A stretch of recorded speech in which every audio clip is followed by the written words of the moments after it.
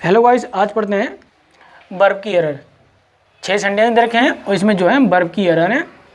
ये जो है एरर जो है एसएससी के जितने भी एग्जाम होते हैं सब में पूछी जाती है। तो पहला सेंटेंस क्या है?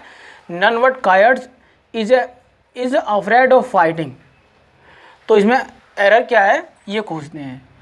तो सबसे पहले हमें ध्यान रखना है, उससे पहले ये ध्यान रूल पढ़ लेना है हमें कि neither nor, either or, none but, not only but also, इनके बाद जो वर्ड आएगा उसी के अनुसार वर्ब का यूज़ होगा।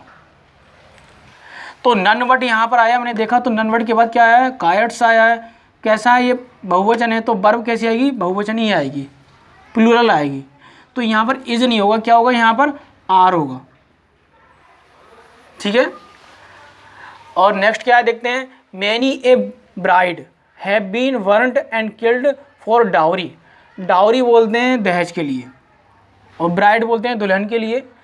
वर्न्ट मतलब होता है जला देना, किल्ड मतलब मार देना। मतलब बहुत सी दुल्हनों को क्या होता है? दहेज के लिए मार दिया जाता है या जला दिया जाता है। तो हमें ध्यान रखना है मैनी के बाद जो मैनी ए के बाद जो वर्ब आएगी या प्रोनाउन आएगा या नाउन आएगा वो सिंगुलर होगा। और मैनी के बाद जो वर्ब आएगी या नाउन आएगा, प्रोनाउन आएगा, वो कैसा होगा? प्लूरल होगा। तो मैंने देखा यहाँ पर क्या है? मैनी ए है तो नाउन क्या दे रखा है आपका? ब्राइड दे रखा है। यहाँ पर क्या है? सिंगुलर है तो वर्ब कैसी आएगी? सिंगुलर आएगी। हैव नहीं आएगा, क्या आएगा? हैज आएगा। नेक्स्ट देखते हैं क्या है। Each of these players have been warned not to repeat this the silly mistake. मतलब प्रत्येक जो खिलाड़ी हैं उनके खिलाड़ियों के लिए ये चेतावनी दी गई है कि इस प्रकार की सिली मिस्टेक ना हो। तो हमें रूल को भी ध्यान रखना है। क्या है? Each of, one of, any of या एनी वन ऑफ। तो आएगा तो अगर पहला वर्ड आएगा वो कैसा होगा? प्लूरल होगा। सेकंड वर्ड कैसा होगा? सिंगुलर होगा। और थर्ड वर्ड कैसा होगा? सिंगुलर होगा। तो मैंने देखा कि ईच ऑफ के बाद जो पहला वर्ड है क्या है? दीज प्लेयर्स, प्लूरल है, सही है। और दूसरा वर्ड क्या? वर्ब होगी या दूसरा वर्ड होगा, कैसा होगा? सिंगुलर होगा। तो यहाँ पर हैव नहीं आएगा, क्या आएगा? हैज़ आएगा। नेक्स्ट पढ़ते हैं।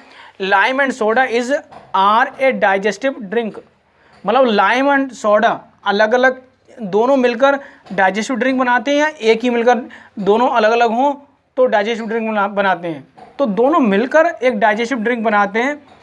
तो यहाँ पर क्या होनी चाहिए? इज होनी चाहिए।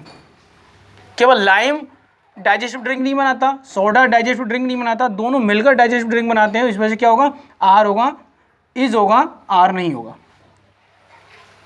नेक्स्ट को पढ़ते हैं क्या है। Drinking and driving is are a crime. कह रहे हैं ड्रिंकिंग और ड्राइविंग क्या है? क्राइम है। तो यहाँ पर केवल ड्रिंकिंग क्राइम है या ड्राइविंग का क्राइम है या ड्रिंकिंग ड्राइविंग दोनों क्राइम है?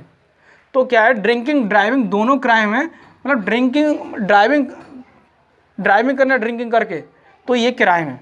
तो दोनों वही सेंस निकल रहा है। तो यहाँ पर क्या होगा? इज होगा, क्योंकि ड्राइविंग क्राइम नहीं है। केवल अगर गाड़ी को चला रहे हैं तो क्राइम नहीं है, और केवल जो ड्रिंकिंग करते हैं वो लोग, वो भी क्राइम नहीं होता। मगर अगर ड्राइविंग जो है अगर ड्रिंकिंग करके करते हैं तो क्राइम होता है। तो यहाँ पर क्या होना चाहिए? इज होगा। अगर दोनों अगर अलग अलग होते तो आर होता, मगर यहाँ पर क्या होगा? इज होगा। नेक्स्ट क्या है।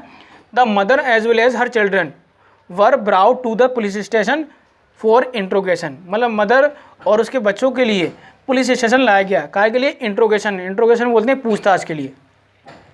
तो आपके लिए कुछ वर्डों को ध्यान रखना है कि as well as, like, unlike, beside, in addition to, with, together with, along with, and, not, rather than, except, nothing but.